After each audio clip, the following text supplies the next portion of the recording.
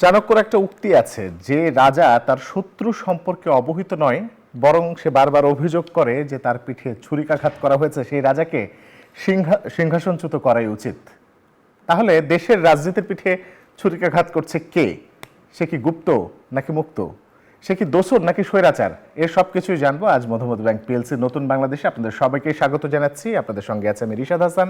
দেখছেন নিউজ 24 এবং আজকে আমাদের আলোচনার বিষয় মুক্ত স্বৈরাচার, গুপ্ত স্বৈরাচার। আমাদের সঙ্গে এই মুহূর্তে স্টুডিওতে অতিথি হিসেবে উপস্থিত আছেন, আমি একটু পরিচয় করে দিতে চাই। আব্দুল্লাহ আল কাফি রতন, সাধারণ সম্পাদক সিপিবি। আপনাকে অভিনন্দন, আপনি একেবারে নতুন সাধারণ সম্পাদক নিযুক্ত হয়েছেন। এছাড়াও আমাদের সঙ্গে আরও স্টুডিওতে উপস্থিত হবেন কিছুক্ষণের ভিতরে আজিজুল বারী হেলাল, তথ্য বিষয়ক সম্পাদক বিএনপি। এছাড়াও আছেন শাহ ইফতেখার তারিক, কেন্দ্রীয় সাংগঠনিক সম্পাদক ইসলামী আন্দোলন বাংলাদেশ। তারা কিছুক্ষণের মধ্যে আমাদের সঙ্গে যুক্ত হবেন। আমি একটু আপনার কাছে জানতে চাই যে এই যে নির্বাচনকে সামনে রেখে কি আসলে সিপিবির নেতৃত্ব বদলে গেল? ধন্যবাদ আপনাকে। আপনার মাধ্যমে নিউজ 24-এর দর্শক শ্রোতা তাদেরকেও আমি ধন্যবাদ জানাই। নির্বাচনকে নিয়ে কমিউনিস্ট পার্টির নেতৃত্ব পরিবর্তন হয়ে গেছে এটা ঠিক না। আমাদের প্রতি 4 বছর পর আমাদের যে জাতীয় সম্মেলন আমরা বলি কংগ্রেস, সেই কংগ্রেস অনুষ্ঠিত হয়। এই বছর একটু আগে আমাদের হয়েছে, 6 মাস আগে আমাদের হয়েছে। আমরা 2024 সালের জুলাই আগস্টে যেই গণ অভ্যুত্থান হয়েছিল, সেই গণ অভ্যুত্থানের প্রেক্ষিতে আমরা মনে করেছি যে একটা নতুন রাজনীতি, নতুন প্রেক্ষাপট, সেইটা আমাদের বিনির্মাণ করা দরকার। সেই কারণেই আমরা আমাদের কংগ্রেস 6 মাস এগিয়ে এনেছি এবং 6 মাসে কংগ্রেস এগিয়ে এনে আমরা সেখানে আমাদের নতুন যেই রাজনৈতিক বক্তব্য, সেই বক্তব্য আমরা উত্থাপন করেছি। সেটা আমাদের সারা দেশের 525 জন প্রতিনিধি 4 দিন ধরে আলোচনা করে, আলোচনা শেষে আপনার একবারে গণতান্ত্রিক পদ্ধতিতে ভোটের মাধ্যমে আমাদের নেতৃত্ব নির্বাচন করেছে। ফলে আমাদের একটা নতুন রাজনীতি আমরা গ্রহণ করার চেষ্টা করেছি এবং যারা আগে নেতৃত্ব ছিলেন তারাও এই কেন্দ্রীয় কমিটিতে আছেন। ফলে আমরা 43 জনের একটা কেন্দ্রীয় কমিটি, সেই কেন্দ্রীয় কমিটিতে সবাই মিলেই নতুন রাজনীতি। কি ধরনের পরিবর্তন আসবে এবারে সিপিবির? নতুন নেতৃত্ব কোন পরিবর্তনটা আনতে চায়? একটা হচ্ছে দেখেন, এখন রাজনীতিতে আমি বলি, এটা আমার বক্তব্য, এখন 3টা সরকার আমরা দেখছি। আর প্রকাশ্যেই আপনি গুপ্ত রাজনীতি, গুপ্ত বলছিলেন, স্বৈরাচার রাজনীতি, গুপ্ত মুক্ত। আমাদের বিবেচনা এখন বাংলাদেশে একটা অস্থিরতা চলছে। সেই অস্থিরতার কারণ হচ্ছে যে ক্ষমতায় যদিও ইউনূস সরকার, কিন্তু এখানে একটা জামাত সরকারও আছে, একটা বিএনপি সরকারও আছে। ফলে 3টা, আমরা আগে ছোটবেলায় পড়েছিলাম দ্বৈত শাসন। দ্বৈত শাসন হলে কি হয়, এখন এটা ত্রিদলীয় শাসনের মতো একটা ঘটনা আমাদের দেশে ঘটছে। ফলে এক ধরনের অস্থিরতা, নৈরাজ্য, সেইটা আমাদের দেশে বিরাজ করছে। এবং 2024 সালের জুলাই আগস্টে আমরা যেই রাজনীতির কথা বলেছিলাম, যে পরিবর্তনের কথা বলেছিলাম, তার মানে আপনি বলতে চাচ্ছেন যে ডক্টর মোহাম্মদ ইউনূস ছাড়াও জামাতের একটা প্রভাব এবং বিএনপির একটা প্রভাব দেশের সরকারের উপরে আছে। বিষয়টা কি এরকম? সরকারের উপর না। যেমন ধরেন 5ই আগস্টের পরে আমরা যারা রাজপথে ছিলাম, আমরা দেশে একটা পরিস্থিতি তৈরি হোক সেটা আমরা চেয়েছি।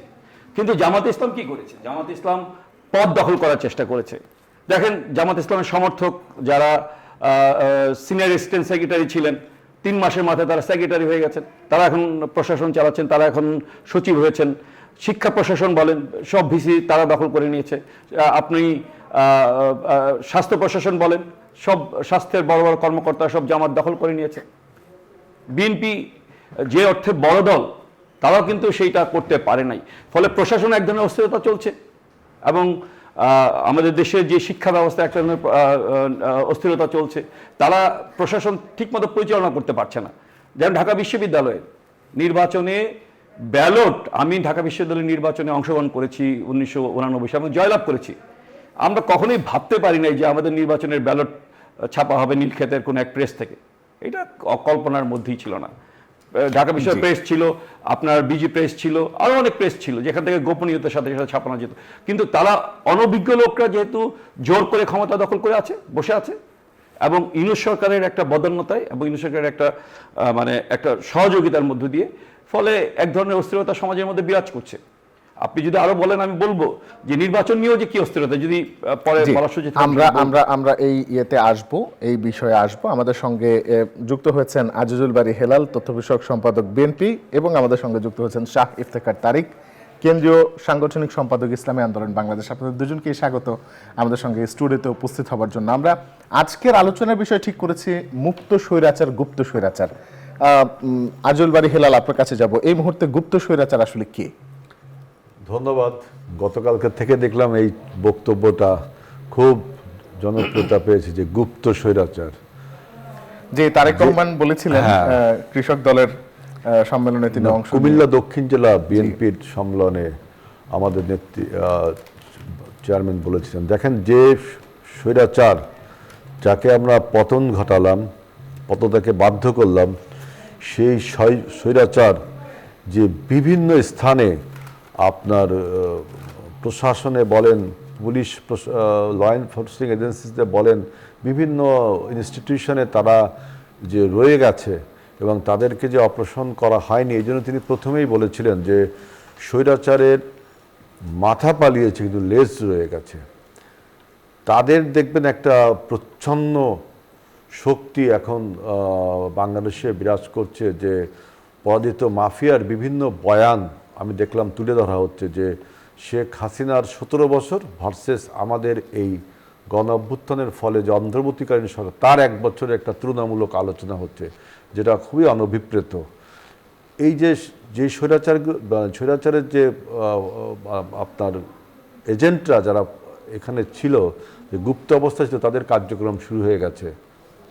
যে শেখ হাসিনা বলছে যে ডক্টর ইউনূসের অধীনে নির্বাচন হতে দেওয়া হবে না, এবং আমাদের নির্বাচন নিয়ে একটা ধোঁয়াশা সৃষ্টি হয়েছিল, এবং এখন মনে করি আমি ধোঁয়াশা কেটেছে, একটা নিশ্চিত আমার নির্বাচনের দিকে আচ্ছা, আপনাকে একটু থামিয়ে দিয়ে আমি একটু জিজ্ঞেস করতে চাই যে এই যে গুপ্ত রাজনীতি বা গুপ্ত কৌশল, এই কৌশল আমরা জামাত ইসলামের ক্ষেত্রে শুনেছি, কিন্তু এখন আওয়ামী লীগের ক্ষেত্রে এই বিষয়টা কেন শোনা যাচ্ছে, বা এই জিনিসটা কেন সামনে আসছে? এটার একটু ডিপ যদি আপনি অ্যানালাইসিস করেন, দেখবেন যে এই যে গুপ্ত স্বৈরাচার এবং জামাতে ইসলামের রাজনীতির, গত 17 বছরের রাজনীতির যে কৌশল এবং বর্তমানের আওয়ামী লীগের কৌশল, এই দুটো কৌশলই এখন কাজ করছে, এবং এই দুটো কৌশলের যে মধুর আতাত বিভিন্ন জায়গা আমরা লক্ষ্য করছি। এবং মধুর আতাত এই জন্য বললাম যে আওয়ামী লীগের নেত্রী চাচ্ছে যে নির্বাচনটা ইউনূসের আন্ডারে না হোক, আবার আমাদের এই জামাত ইসলামও বিভিন্ন বলছে যে পিআর দাবিতে না মানা হলে, যদিও এখন সে আশঙ্কা নেই, বিভিন্ন রকম দাবি তুলছে, জুলাই সনদ বাস্তবায়নের ক্ষেত্রে আরও অনেক যে দাবি তুলছে, যে নির্বাচনটাকে আপনার বাধাগ্রস্ত হয়ে যাচ্ছে, অনিশ্চিত হয়ে যাচ্ছে, মানুষের মনে আশঙ্কা হচ্ছে যে নির্বাচন হবে কি না। তার মানে হাসিনার বয়ান আর এই যে যারা এই সমস্ত কথা বলে যে এখন নির্বাচনকে অনিশ্চয়তার পথে নিয়ে যাদের, দুই বয়ান এক হয়ে যাচ্ছে, এটাকে আমরা বলছি যে মধুর আতাত। এবং একটা 17 বছর ধরে গুপ্ত রাজনীতি করেছে, আর পরাজিত শক্তি এখন আবার গুপ্তভাবে আপনার কখনো জামাতের মধ্যে, কখনো বিএনপির মধ্যে, কখনো আমাদের এই যে ইসলামী আন্দোলন তাদের মধ্যে, কখনো সিপিপির মধ্যে ঢুকছে কিনা জানি না, কারণ তারা তো একটা ক্যাডার ভিত্তিকই দল, একটা মানে এটা অন্য একটা আলোচনা। বাবা প্রশাসনে কিন্তু তারা আগেরতেই আছে, এদেরকে বলা হচ্ছে গুপ্ত স্বৈরাচার, যে যারা প্রশাসনে আগের থেকে রয়েছে, এবং আওয়ামী লীগের নেতা কর্মী যে সমস্ত সাপোর্টার আছে, তাদেরও ভোটটাকে দেখবেন অ্যাট্রাকশন করার জন্য বিভিন্ন রাজনৈতিক দল এই ভোটটাকে অ্যাট্রাক্ট করার জন্য বিভিন্ন রকম কৌশলী বক্তব্য দিচ্ছে। এবং আমি দেখছি যে এই আওয়ামী লীগের যে ভোটগুলো রয়েছে, এই ভোটটাগুলোকে নিজের পক্ষে টানার জন্য বিভিন্ন যে কৌশলী বক্তব্য, তাতে মনে হচ্ছে যে আওয়ামী লীগের ভোটটা আগামী নির্বাচনে একটা ট্রাম্প কার্ড হিসেবে সবাই ব্যবহার করতে চাচ্ছে রাজনৈতিক দলগুলো। এটা আপনার কাছে আবারও আসবো, আমি একটু শাহ ইফতেখার তারিক আপনার কাছে আসতে চাই। আপনি একটু বলবেন আমাদেরকে যে স্বৈরাচার কি আসলে মুক্ত না গুপ্ত, কোন অবস্থায় আছে? ধন্যবাদ আপনাকে, আমার সহ আলোচক দুজনকেও আন্তরিক মোবারকবাদ জানাচ্ছি, এবং দর্শক যারা এই মুহূর্তে আমাদের দেখছেন তাদেরকে ইসলামী আন্দোলন বাংলাদেশের পক্ষ থেকে শুভেচ্ছা জানাচ্ছি। আপনি যে প্রশ্নটা করেছেন স্বৈরাচার মুক্ত না গুপ্ত, কোন স্বৈরাচারের প্রশ্ন করছেন? এটা একটা বিষয়। স্বৈরাচার তো একটা বিশেষণ। আমরা যদি পতিত ফেসিবাদের কথা বলি, পতিত ফেসিবাদের মধ্যে যারা যারা গ্রেফতার হয়েছিল তাদের যা শুনলাম 70%-এর উপরে জামিন হয়ে গেছে। জি, আপনাদের উদ্বেগ প্রকাশ করেছেন, আপনাদের একটা বিবৃতিও সম্মত দেওয়া হয়েছে দলের এটা পক্ষ থেকে। এটা হয়ে গেছে এবং শুধু তাই না, প্রশাসনে এবং সর্বত্র তারা বহাল তবিয়তে বিরাজমান। যারা গণ আদালত করে যে সচিবালয়ের যে সচিবরা রাস্তায় নেমে করেছিলেন কিছুদিন আগ পর্যন্ত, তারাও তো টকশো গরম করেছেন। আপনারাও তো তাদেরকে সেইভাবেই মানে প্রশ্রয় দিয়েছেন। আপনারা বলতে এখানে বোঝা যাচ্ছে যে মিডিয়াও তারা জনতার মঞ্চ সরব উপস্থিতি ছিল। এবং শুধু কি তাই, সর্বত্র তো তারা আছে, প্রশাসনে আছে, বিচার বিভাগে আছে, সর্বত্রই আছে। তাদের ব্যাপারে মানে খুব বেশি শক্তিশালী কোনো ভূমিকা আমরা জাতীয়তাবাদী ঐক্যমত্য কমিশন বা জাতীয়তাবাদী অন্তর্বর্তীকালীন সরকার, দুঃখিত, আমাদের জাতীয়তাবাদী না, জাতীয় ঐক্যমত্য কমিশন, ইদানিং কেউ কেউ এটাকে বলছেন যে আমাদের সালাউদ্দিন কমিশনও বলছেন অনেকে। তো আমাদের আজিজুল বারী হেলাল ভাই খুব চমৎকার করে বললেন যে আওয়ামী লীগ আমাদের মধ্যে আওয়ামী লীগ ঢোকার কোনো সুযোগ নেই। চেষ্টা করছে, চেষ্টা তো হ্যাঁ, চেষ্টা চালাতে পারে, কিন্তু আমাদের মধ্যে আওয়ামী লীগের যারা তারা ঢোকার কোনো সুযোগ নাই। কারণ আমরা স্বচ্ছ এবং স্পষ্ট আন্দোলন করি, রাজনীতি করি। আমরা একজন ব্যক্তিকে সর্বপ্রথম তার ব্যক্তির চিন্তাটাকে পরিশুদ্ধ করি এবং দেশের কল্যাণের জন্য, জাতির কল্যাণের জন্য তার কি ভূমিকা রাখতে হবে, তারপর তাকে আন্দোলনের সদস্য করা হয়। তো এটা হচ্ছে ইসলামী আন্দোলন বাংলাদেশের ব্যাপারে অবস্থান। তবে আমি এতটুকু বলবো, আপনি যে স্বৈরাচার বা পতিত ফেসিবাদ গুপ্ত অবস্থায় আছে, এটা শঙ্কার বিষয় হবে তখন যখন আমরা সিস্টেমটাকে কোনো পরিবর্তন করতে না পারবো। আমরা যদি সেই পুরাতন সাবেক সিস্টেমের মধ্যেই বহাল থাকি, তাহলে স্বৈরাচার গুপ্ত থাকার কোনো কারণ থাকবে না, স্বৈরাচার হবে প্রকাশ্য। কারণ হলো যে সিস্টেমের স্বৈরাচার বা ফেসিবাদ তৈরি হয়, সেই সিস্টেম তো বহাল তবিয়তে আছে। সেই সিস্টেমকে ভাঙার জন্য আমরা তেমন কোনো ভূমিকাই রাখতে কোন পারি না। সিস্টেম সেটা কি বিচারিক প্রক্রিয়া, সেটা কি নির্বাচন, নাকি সেটা না, দেখেন, একটা নাকি সংবিধান? কোন সিস্টেমের কথা বলছেন? একটা রাষ্ট্রের যখন যিনি দেশ পরিচালনা করেন, যিনি প্রধানমন্ত্রী থাকেন, তার ক্ষমতা যদি হয় একচ্ছত্র, সাংবিধানিক প্রতিষ্ঠানগুলো, সংবিধিবদ্ধ প্রতিষ্ঠানগুলোর নিয়োগ যদি হয়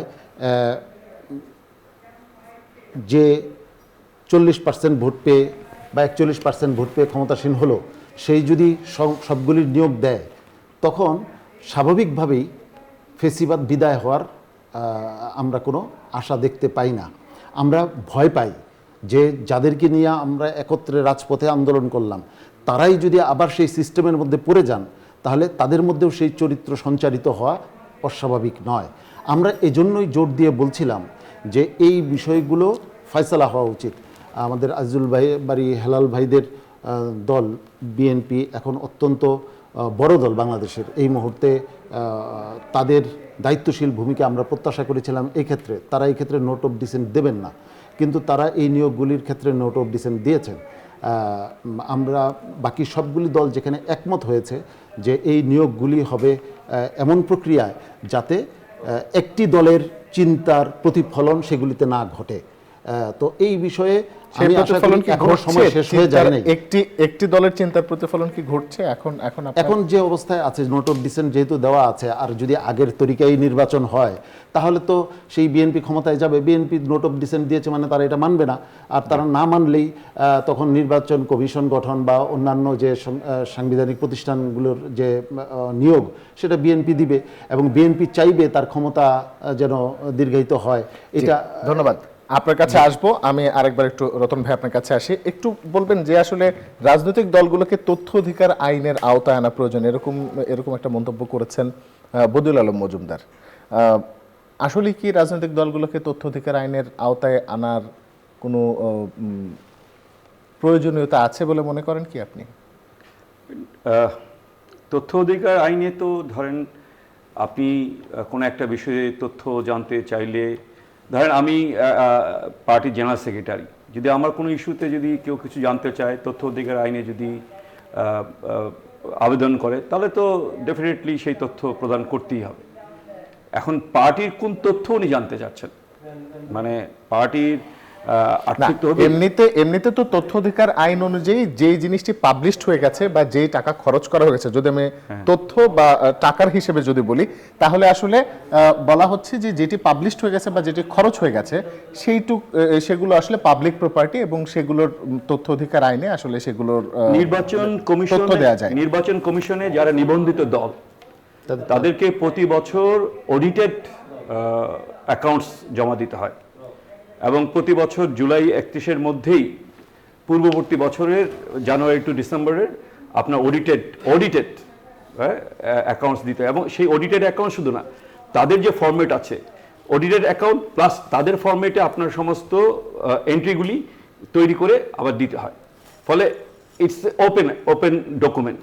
এটা নির্বাচন কমিশনের কাছে, নির্বাচন কমিশন এটা আপলোড করে দেয়, ইটস এ ওপেন ডকুমেন্ট।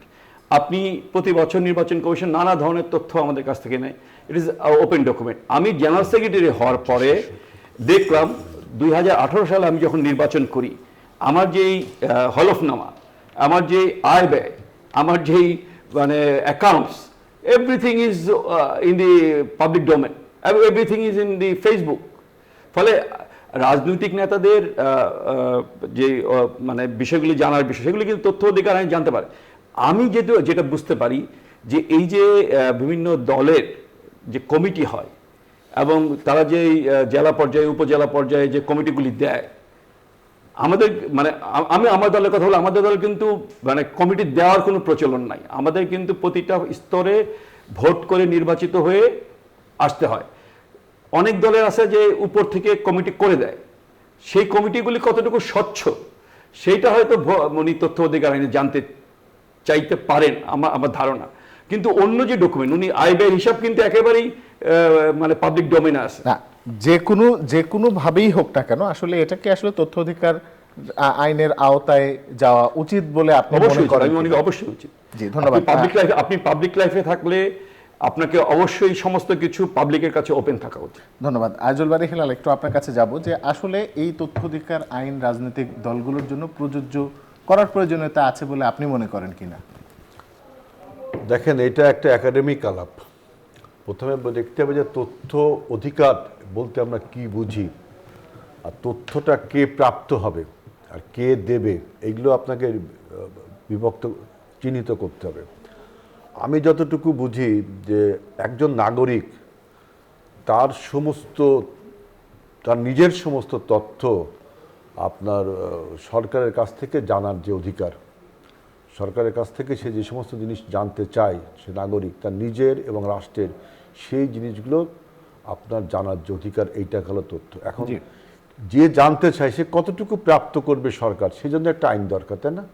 এটা হলো গভর্নমেন্ট ভার্সেস পাবলিক। আপনি যখন গভর্নমেন্ট ভার্সেস রাজনৈতিক দল আনছেন তখন কিন্তু আলোচনাটা অন্যরকম হয়। কারণ রাজনৈতিক দলগুলোকে আপনি যদি কোনোভাবে নিয়ন্ত্রণ করার চেষ্টা করেন, রাজনৈতিক দলগুলো কিন্তু সেভাবে নিয়ন্ত্রণ করলে রাজনীতি একটা বিশৃঙ্খলার সৃষ্টি হবে। এবং সেখানে এই আপনি যে আইন করে রাজনীতিকে নিয়ন্ত্রণ করবেন, রাজনৈতিক দলগুলো তখন দলই হবে, তো সেক্ষেত্রে আসলে মানে সরকার যিনি হবেন পরবর্তীতে তিনি একটা রাজনৈতিক দল থেকেই আসবেন, তো সেক্ষেত্রে আসলে এই সরকার হলো তারও একটা দল থাকবে, কিন্তু তারও একটা দল থাকবে। মানে গভর্নমেন্টকে আপনি আর রাজনৈতিক দলে এনেন না, গভর্নমেন্ট একটা পার্ট আর রাজনৈতিক দলগুলো আর একটি পার্ট।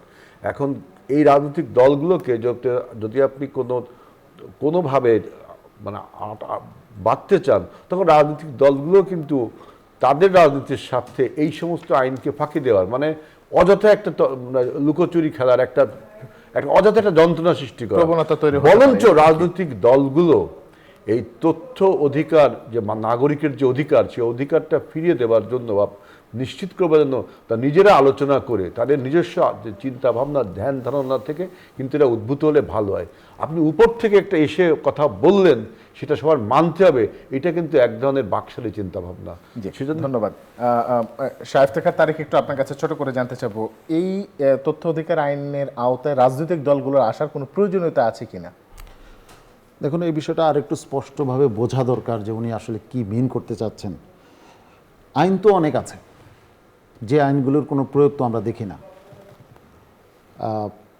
রাজনৈতিক দলগুলোর আয়ের স্বচ্ছতা এই বিষয়ে তো আইন আছে, কিন্তু বিগত সময়ে যারা দেশ শাসন করেছে তারা যে জনগণের লক্ষ লক্ষ পেটে ঢুকিয়েছে সেই বিষয়ে আইন তো নির্বাক ছিল। আবার এই তথ্য অধিকার আইন রাজনৈতিক দলগুলি আনার মাধ্যমে এটা নিপীড়নের নতুন কোনো হাতিয়ার হয় কিনা নতুন সরকারের জন্য, সেটা নিয়েও শঙ্কা আছে। আসলে জনগণকে বুঝতে হবে যে রাজনৈতিক দলগুলিকে নিয়ন্ত্রণ করবে জনগণ। জনগণের সামনে রাজনৈতিক দলগুলির চরিত্র উন্মোচনের সুযোগ যদি অবারিত থাকে, যদি যেই ক্ষমতায় যাক বাকি বিরোধী দলগুলো যদি তার এই সুযোগ থাকে, ক্ষমতাসীন রাজনৈতিক দল বা অপরাপর রাজনৈতিক দলগুলির অর্থনৈতিক দুর্নীতির চিত্র জনতার সামনে যদি তারা তুলে ধরতে পারে স্বাধীনভাবে, তাহলে জনতাই সিদ্ধান্ত গ্রহণ করবে কোন দল বাংলাদেশে থাকবে, কোন দল বাংলাদেশে থাকবে না। তো তথ্য অধিকার আইনের মধ্য দিয়ে সেই রাজনৈতিক দলগুলোকে নিয়ন্ত্রণের প্রয়োজন নাই। যেটা দরকার সেটা হচ্ছে একটা সুশাসন নিশ্চিত করা। সুশাসন যদি নিশ্চিত হয়, যদি রাজনৈতিক দলগুলি যারা বিরোধী পক্ষে থাকবে তারা যদি অবারিত স্বাধীনতা ভোগ করতে পারে জনগণের পক্ষে, তাহলে জনগণই সিদ্ধান্ত গ্রহণ করবে যে কোন রাজনৈতিক দল থাকা অনেক উচিত, অনেক কোনটা ধন্যবাদ। থাকা উচিত। আমরা এই মুহূর্তে মধুমতি ব্যাংক পিএলসি নতুন বাংলাদেশে একটা ছোট্ট বিরতি নেব। বিরতির পর মুক্ত স্বৈরাচার গুপ্ত স্বৈরাচারের যেই আলোচনা, সেই আলোচনা অব্যাহত থাকবে। সঙ্গেই থাকুন, ফিরছি একটু পর। বিরতির পর স্বাগত, দেখছেন নিউজ 24, চলছে মধুমতি ব্যাংক পিএলসি নতুন বাংলাদেশ। আমরা আলোচনা করছি মুক্ত স্বৈরাচার গুপ্ত স্বৈরাচার এই বিষয়ে। আমরা এবার একটু যেতে চাই, আমাদের রতন ভাই আছেন। আমি একটু জানতে চাই যে জামাত ইসলাম কয়েকদিন আগে তাদের চীনা প্রতিনিধি দলের সঙ্গে এক বৈঠক, সেখানে তারা বলেছে যে ফেব্রুয়ারিতে তারা নির্বাচনের প্রস্তুতি নিচ্ছে।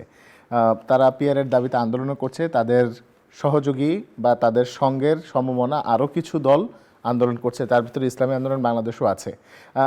একটু জানতে চাইবো যে ফেব্রুয়ারিতে নির্বাচনের প্রস্তুতি, প্রার্থিতাও প্রায় চূড়ান্ত, তাহলে পিআর নিয়ে আন্দোলন কেন?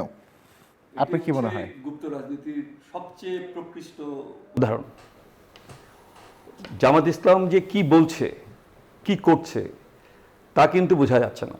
যেমন ধরেন পিআরের কথা বলছে, আপনার প্রপোর্শনেট রিপ্রেজেন্টেশনের কথা বলছে, সংখ্যানুপাতিক নির্বাচনের কথা বলছে, কিন্তু একমাত্র দল যারা আসন ভিত্তিক নির্বাচনের জন্য 300 প্রার্থী ঘোষণা করে দিয়ে ইনক্লুডিং দেয়ার আমির লক্ষ লক্ষ পোস্টার ছাপিয়ে সারা দেশে প্রচার করছে।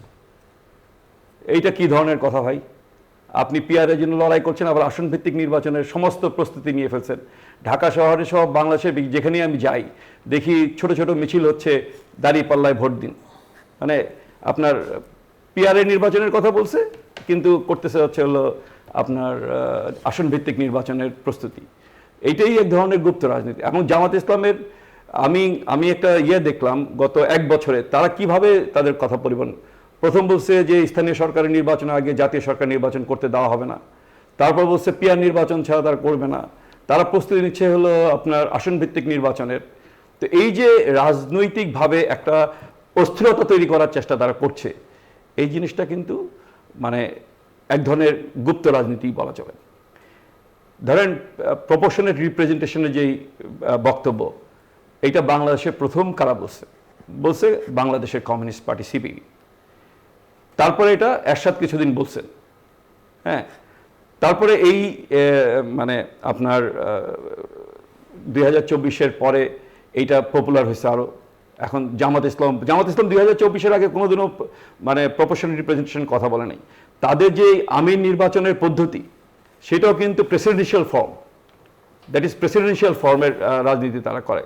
তারা কিন্তু আমরা যেমন আমাদের যে নির্বাচন, আমি যে কংগ্রেসের কথা বললাম, সেখানে কিন্তু পার্লামেন্টারি ফর্মের 43 জন প্রতিনিধি নির্বাচিত হয়, কেন্দ্রীয় কমিটির সদস্য নির্বাচিত হয়, তারপর কেন্দ্রীয় কমিটির সদস্যরা মিলে তাদের মধ্যে থেকে হলো আপনার প্রেসিডেন্ট সেক্রেটারি নির্বাচন করে। This is a parliamentary form. কিন্তু তারা পার্লামেন্টারি ফর্মের কথা বলছে, পিআরের কথা বলছে, তাদের আবার গঠনতন্ত্র হচ্ছে হলো প্রেসিডেন্সিয়াল ফর্মের। ফলে এই যে রাজনীতির নানা রকম খেলা, এটা জামাত ইসলামের পক্ষে করা সম্ভব। ধন্যবাদ। শায়েস্তেখার তারেক, একটু আপনার কাছে আসবো। একটু বলবেন যে আসলে জামায়াত ইসলাম তাদের নির্বাচনের প্রায় সকল প্রস্তুতি সম্পন্ন করেছে। 298টা কেন্দ্রে তারা ক্যান্ডিডেট ঘোষণা করে ফেলেছে। তার পাশাপাশি আমরা এখন পর্যন্ত জানতে পেরেছি ফেব্রুয়ারির ভিতরেই তারা নির্বাচনের জন্য সকল প্রস্তুতি নিয়েছে। আপনাদের সঙ্গে বা ইসলামী সমমনা আরও যেসব দল আছে তাদের সকলের সঙ্গে তাদের পিআর বিষয়ে আলোচনা হয়েছে। পিআর এবং আন্দোলনের ইস্যুতেও আপনারা প্রায় অভিন্ন কর্মসূচি দিয়েছেন। তাহলে শুধুমাত্র তারা কেন এই প্রিপারেশনে কেন এগিয়ে গেল? আপনি যে প্রসঙ্গটি তুলেছেন এখানে জামাতের কেউ থাকলে উত্তরটা আরো সহজ হতে পারে। ভালো হতো আমাদের কেউ থাকলে, তবে আমি কিছু উত্তর দিই। জি। প্রথমত আমার পূর্ববর্তী বক্তা কমিউনিস্ট পার্টির উনি যে আলোচনা করেছেন ওনার ইনফরমেশনে বেশ কিছু গ্যাপ আছে বলে আমার কাছে মনে হয়েছে।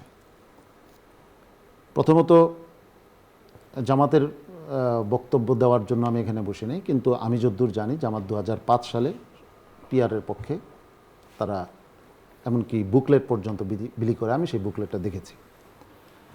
2008 সালে ইসলামী আন্দোলন বাংলাদেশ নির্বাচনী যে বক্তৃতা, সেই বক্তৃতায় আমাদের আমির পিআরের পক্ষে জনগণকে এটা জানান যে বাংলাদেশে পিআরের পক্ষে নির্বাচন দরকার। এবার আসি পিআর বিষয়টা কি। আমাদের অনেকে যেমন বলছেন যে পিআর আর ওই যে কী যেন ইভিএম মেশিন দুইটাকে গুলিয়ে ফেলছেন, সাধারণ মানুষ কিন্তু এটা গুলায় নাই। আমার পূর্ববর্তী বক্তা বলছেন যে দাঁড়িপাল্লায় ভোট চায়, তো দাঁড়িপাল্লায় ভোট চাই পিআরের জন্যই তো আমরা হাত পাখায় ভোট চাই। এটা তো পিআরের সাথে সাংঘর্ষিক কোনো কিছু না। কোনো জায়গায় যদি আমি একটু একটু বলি, আমি যেটা বলছি যে তারা প্রার্থী সামনে নিয়ে গিয়ে প্রার্থীর নাম বলে ওনার ভাইকে দাঁড়িপাল্লায় ভোট চাই এই স্লোগান দিচ্ছে। আমি বলি তাহলে আশা করি প্রশ্নের উত্তর পাওয়া যাবে। 300 আসনে আমরা, ওরা তো 298 আসনে ঠিক করেছে, আমরা তো 300 আসনে ঠিক করেছি। কারণ পিআর হলে কি প্রার্থী তালিকা জমা দিতে হবে না? তো আমরা কি ওই সময় পেন্ডোরার বাক্স খুলে হঠাৎ করে 300 নাম লিখে জমা দিয়ে দিব? আমাদের তো একটা পদ্ধতি আছে। আমাদের প্রত্যেকটা আসনে আমাদের দায়িত্বশীল এবং সমর্থক সদস্য যারা আছে তারা মতামত বা ভোটাধিকার যেটাই বলি সেটা প্রয়োগের মাধ্যমে আমাদের এই 300 তালিকায় কারা কারা আসবে তাদের নাম সিলেক্ট করতে হয়। তাদের নাম সিলেক্ট করা হয়েছে। আমরা সারা দেশে পিআরের জন্য ক্যাম্পেইন করছি, একই সাথে আমাদের মার্কা, আমাদের যে প্রতীক, সেই প্রতীকের পক্ষে জনগণকে উদ্বুদ্ধ করছি। এর সাথে পিআরের দাবির ক্ষেত্রে কোনো নাই। উনি বলছেন অস্থিতিশীল করা হয়েছে। কেন? আমরা কি এই দেশের নাগরিক না? আমরা কি চাইতে পারি না যে এই যে কারণে গত এতবার এফপিটিপি পদ্ধতিতে নির্বাচন হওয়ার কারণে বারবার সরকারগুলি অস্থিতিশীল হয়েছে, রাষ্ট্র অস্থিতিশীল হয়েছে, রাষ্ট্র সংঘাতমুখর পরিস্থিতি অতিক্রম করেছে, মানুষের লাশ পড়েছে, রক্ত পড়েছে, এত মানুষ পঙ্গু হয়েছে। শুধু কেন? যে এমন একটা পদ্ধতির মাধ্যমে যেখানে 40% ভোট পাওয়া আর 39% ভোট পাওয়া, আসমান জমিন পার্থক্য হয়ে যায় ইসের কি বলে আপনার আসনের। আপনারা বিগত সময়ের আসনগুলি রেজাল্টগুলি দেখলে আপনারা এটা নিশ্চিত হবেন যে 41% ভোট পেয়েছে একটি দল, সে পাচ্ছে হলো অনেক বেশি, আর 39% ভোট পেয়ে সে একেবারে সংখ্যালঘিষ্ঠ একটা দলে পরিণত হয়েছে সংসদে। তো সংসদগুলি অকার্যকর হয়েছে,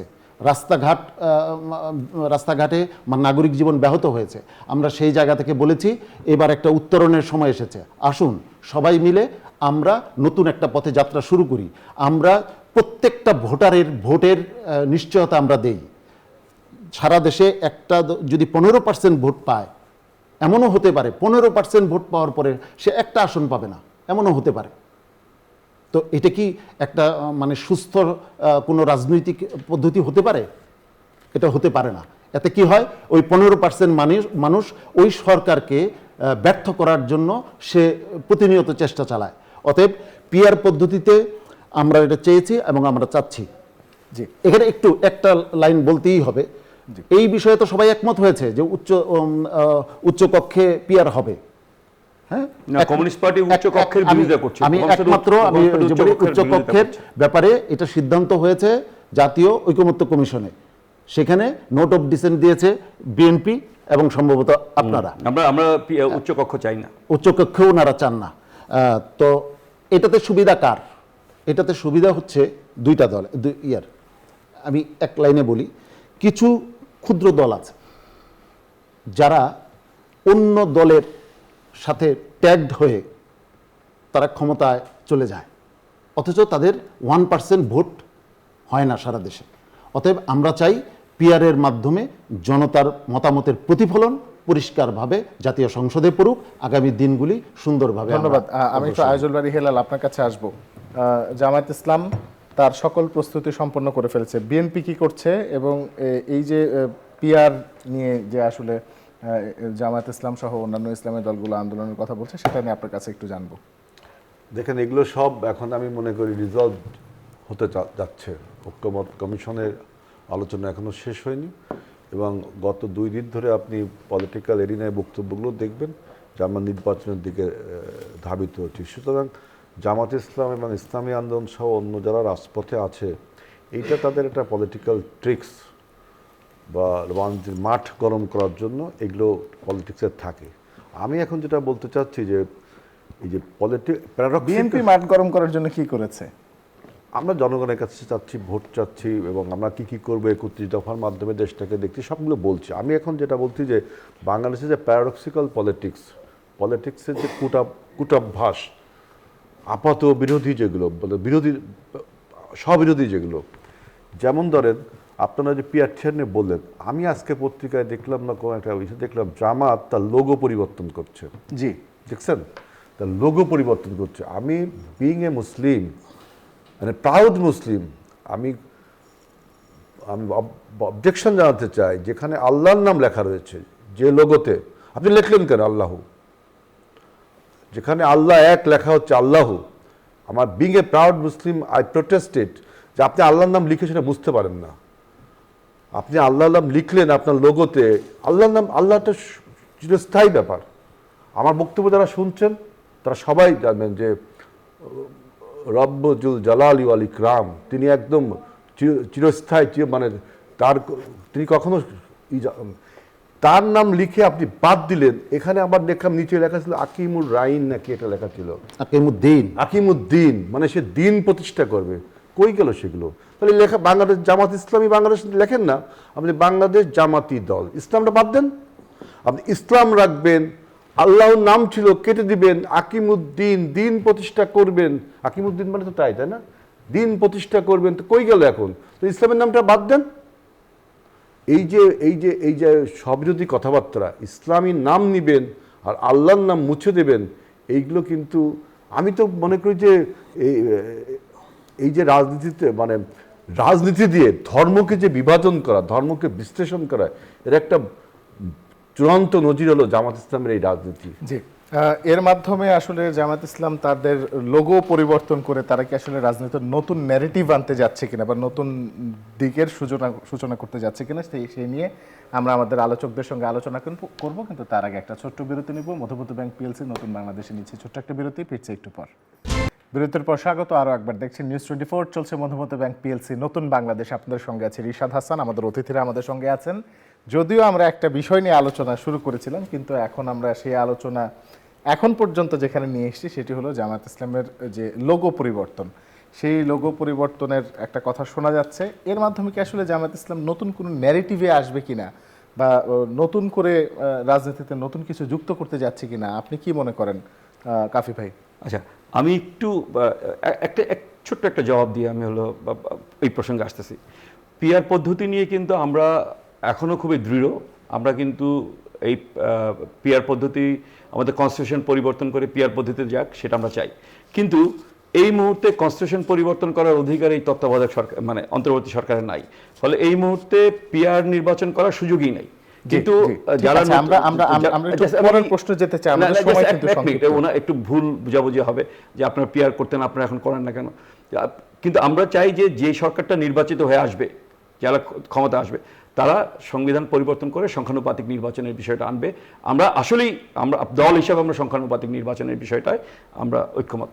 জি, যে প্রসঙ্গটা আপনি বললেন, এটা আসলে আমি আসলে একটু অন্ধকারে আছি, আমি ঠিক জানি না। একটা দলের লোগো, যেটা আজিল বাড়ি হেলাল বললেন, এটা হলো একটা ধর্মীয় দৃষ্টিকোণ থেকে বলছেন। আর তো লোগো যে কোনো দলই পরিবর্তন করতে পারে, কিন্তু জামাত ইসলাম কিন্তু তাদের ন্যারেটিভটা হচ্ছে যে তারা ক্ষমতার কাছাকাছি, তারা এই ক্ষমতা চলে যাচ্ছে। ফলে তারা মনে করছে যেই জায়গায় জনগণ তাদের মানে বিপক্ষে আছে, সেই জায়গাগুলি চেঞ্জ করলেই তারা ক্ষমতায় চলে যেতে পারবে। যেমন ধরেন আমি একবার শুনলাম যে তারা 71 সালে যে ভুল করেছিল, যে অন্যায় করেছিল, যে অপরাধ করেছিল, এবং আমাদের যে মুক্তিযুদ্ধের সংজ্ঞা পরিবর্তন করা হলো এবং মুক্তিযোদ্ধার সংজ্ঞা পরিবর্তন হলো, তাতে কিন্তু তাদেরকে দোষী সাব্যস্ত করা হয়েছে। তাদের যে আলবদর বাহিনী, তাদের যে আলশামস বাহিনী, মানে আলবদর আলশামস রাজাকার বাহিনীকে অক্সিলারি ফোর্স বলা হয়েছে এবং তাদেরকে স্বাধীনতা বিরোধী, মুক্তিযুদ্ধ বিরোধী বলা হয়েছে। সেই অর্থে জামাত ইসলাম কিন্তু মুক্তিযুদ্ধ বিরোধী। তো ওই যে নেগেটিভটা তারা চেঞ্জ করতে চাচ্ছে। এবং নারীদের ইস্যু, যেমন ডাকসুটা একটা টেস্ট কেস হিসাবে নেওয়া দরকার। তারা নারীদেরকে মানে করার জন্য, মানে প্রলুব্ধ করার জন্য, যে তোমরা যেভাবে আমাদেরকে তোমরা চিহ্নিত করো, আমরা সেরকম না। দেখো একজন বোরকাহীন, একজন হেজাবহীন একজন নারী আমাদের ডাকসুতে প্যানেলে আসছে। ফলে ওই যে ন্যারেটিভটা, তারা ন্যারেটিভটা পরিবর্তন করে ক্ষমতায় যাওয়ার জন্য, ক্ষমতার মানে লোভে তারা সমস্ত রাজনীতি, তাদের যে এতদিনের রাজনীতি, সেই রাজনীতি তারা পরিবর্তন করছে। ধন্যবাদ।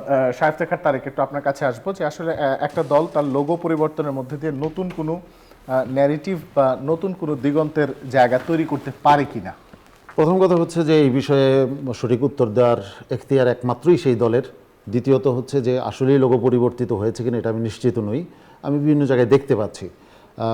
এবং তারা লোগো পরিবর্তন চাইলে করতেই পারে, একটি রাজনৈতিক দল তার লোগো পরিবর্তন করে। আজিজুল বারী হেলাল ভাই যে বিষয়টা বলেছেন, আল্লাহর নাম তাকিমুদ্দিন এখানে লেখা ছিল, এটা পরিবর্তন করছে কেন?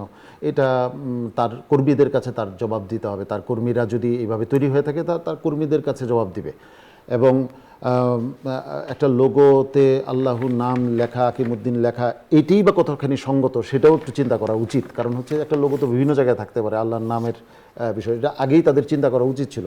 এই বিষয় নিয়ে আমি খুব বেশি করতে চাই না জামাতের বিষয়ে। আমি আমাদের বিষয়ে যেটা বলতে পারি, ইসলামী আন্দোলন বাংলাদেশ স্বচ্ছ এবং স্পষ্ট রাজনীতি করে, এবং আমরা এদেশের মানুষের জন্য আন্দোলন করি, এবং আমরা বিশ্বাস করি যে আল্লাহর বিধান, রাসূলের সুন্নাহ আমাদের জাতিকে মুক্তির জন্য সবচেয়ে পারফেক্ট। অনেক অনেক ধন্যবাদ। আজিজুল বারী হেলাল, একটু আপনার কাছে আসবো। সর্বশেষ তিনজনের কাছ থেকে খুব সংক্ষেপে জেনে নিতে চাই, লাঙ্গল প্রতীকটি আসলে কার? আজিজুল বারী হেলাল, আপনাকে দিয়ে। লাঙ্গল প্রতীকটি কার, এটা নির্বাচন কমিশন উত্তর দেবে। তার আগে আমি একটু এই যে আমার পাশে আব্দুল্লাহ কাফি রতন, ওনাকে অভিনন্দন জানাতে চাই। আমি নিউজটা এখন দেখলাম যে উনি কমিউনিস্ট পার্টির সেক্রেটারি নির্বাচিত হয়েছেন। তিনি আমাদের সাথে ঢাকা বিশ্ববিদ্যালয়ের ছাত্র ছিলেন, তাকে আমি অভিনন্দন জানাতে চাই। এবং এই যে লাঙ্গল প্রতীক কার, এইটা পলিটিক্সে খুব একটা গুরুত্বপূর্ণ বিষয় না। নির্বাচন কমিশনই ঠিক করবে লাঙ্গল প্রতীক কার, কারণ লাঙ্গল প্রতীকের সাথে আপনার বাংলাদেশের রাজনীতির ভাগ্য নিয়ন্ত্রণ হয় না। আমরা বরঞ্চ বলতে পারি যে আগামী নির্বাচনটা আমরা সবাই মিলে ঐক্যবদ্ধভাবে কিভাবে করতে পারি, যাতে পতিত ফ্যাসিবাদ বা ওই পরাজিত শক্তি আবারও বাংলাদেশের রাজনীতিতে যদি আবির্ভূত হতে চায়, তবে তাকে বিচারের কাঠগড়ায় দাঁড়াতে হবে। জি জি, ধন্যবাদ। শায়েফতেখার তারেক, একটু সংক্ষেপে বলবেন, সময় আমাদের একদম কম, শেষের দিকে। লাঙ্গল প্রতীক, লাঙ্গল প্রতীক কার? লাঙ্গল প্রতীক তো ছিল কৃষকের, কিন্তু এখন জাদুঘরের, কারণ এখন গ্রামাঞ্চলে লাঙ্গল খুব একটা ব্যবহার হয় না। আচ্ছা, ধন্যবাদ। আমি একটু আব্দুল্লাহ কাফি আপনার কাছে আসবো, লাঙ্গল প্রতীকটি আসলে কার হবে? জিনিসটা হচ্ছে যেটা একটা দলের মধ্যে সংঘাত তৈরি হয়েছে, দল বিভক্ত হয়েছে, এবং নির্বাচন কমিশন কিন্তু কনফিউজড না। এই নির্বাচন আমি সেটাই বলছি যে তাদের দলীয় নিবন্ধন আছে, নিবন্ধন যার হবে সেই লাঙ্গল প্রতীক পাবে। কারণ নিবন্ধন যদি নির্বাচন কমিশন একজনকে দেয়, প্রতীক তো আরেকজনকে দিতে পারবে না। সুতরাং এটা সোললি জাতীয় নির্বাচন কমিশনের কর্তব্য। কিন্তু যেই লাঙ্গল প্রতীক পাক, আমি জাস্ট এইটা বলার লোভ সামলাতে পারি না যে এরশাদের বিরুদ্ধে আমরা আজিজুল বারী হেলাল, আমি ওনার সম্পর্কে আমি ঠিক জানি না, আমরা রাজপথ কাঁপিয়ে হলো, আমিও এরশাদ বিরোধী আন্দোলনে সক্রিয়ভাবে রাজপথে ছিলাম। তাহলে তো ঠিক আছে, আমরা সমসাময়িক, তো আমরা সেই সময় রাজপথে ছিলাম। কিন্তু আমরা দেখলাম যারা ক্ষমতায় আসলো, হাসিনা এরশাদে রূপান্তরিত হলো। এখন আবার ইউনূস সাহেবকে আমরা ক্ষমতায় আনলাম, ইউনূস সাহেবও দেখি হাসিনার পথে হাঁটছে। এই যে উনি স্বচ্ছতা, মানে কি বলে, আপনার কৃচ্ছতার কথা বললেন, কিন্তু শেখ হাসিনার মতোই 104 জনকে নিয়ে তিনি জাতিসংঘে গেলেন। শেখ হাসিনা 257 জন নিয়ে গিয়েছিলেন, উনি 104 জন নিয়ে গেলেন। তো যেই পথে হাসিনা গেছে সেই পথে ইউনূস সাহেবও যাচ্ছেন। ফলে আমরা 2024 সালের জুলাই আগস্টে যেই রক্ত ঝরানো আন্দোলন করলাম, সেই আন্দোলন এই যে কি বলে আপনার ব্যাহত হওয়ার মতো অবস্থা।